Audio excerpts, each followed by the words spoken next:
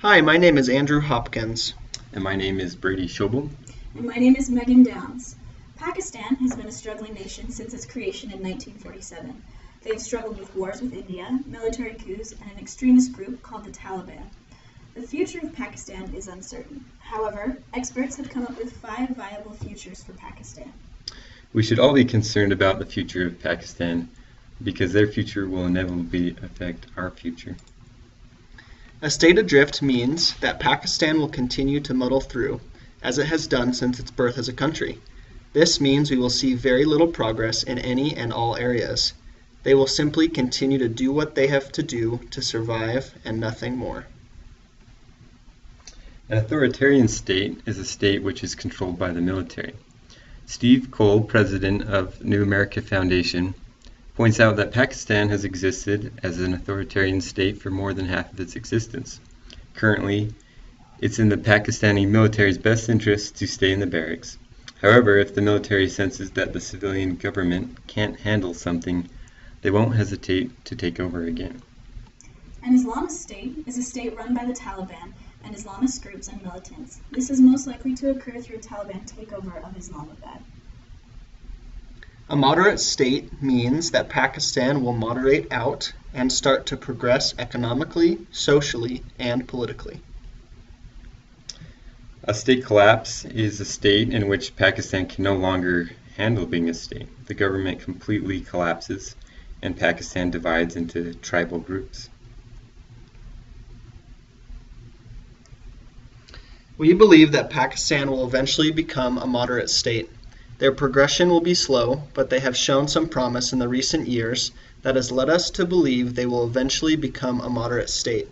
They have shown promise in the areas of politics, economics, and foreign relations.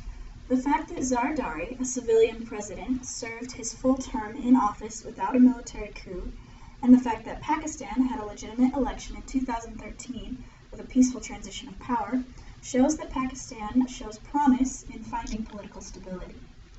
Shahid Javed Burki, former finance minister of Pakistan, said, quote, "Pakistan has hit the bottom and will now begin to improve in areas of agriculture, government, and human resources," end quote.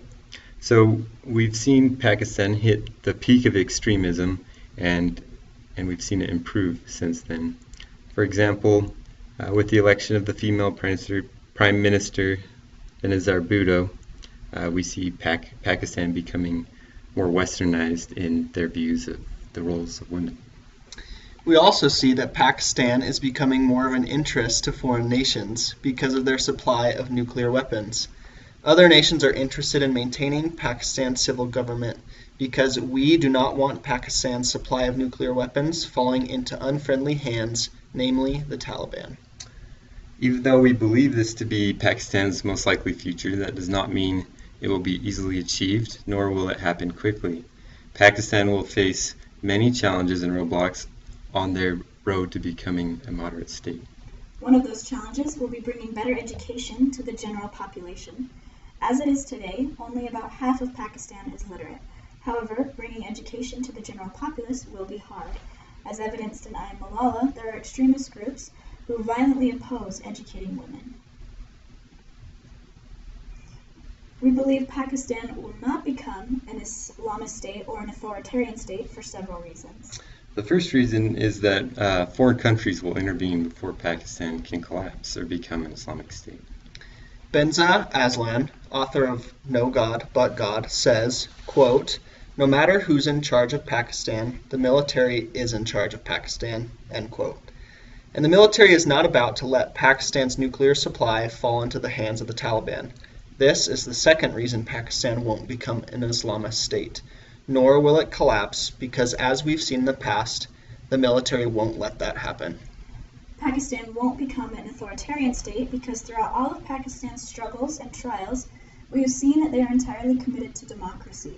No matter how many military coups they have suffered, they have always gone back to democracy. Also, because when it comes to foreign relations, other leaders will insist on speaking with a civilian leader.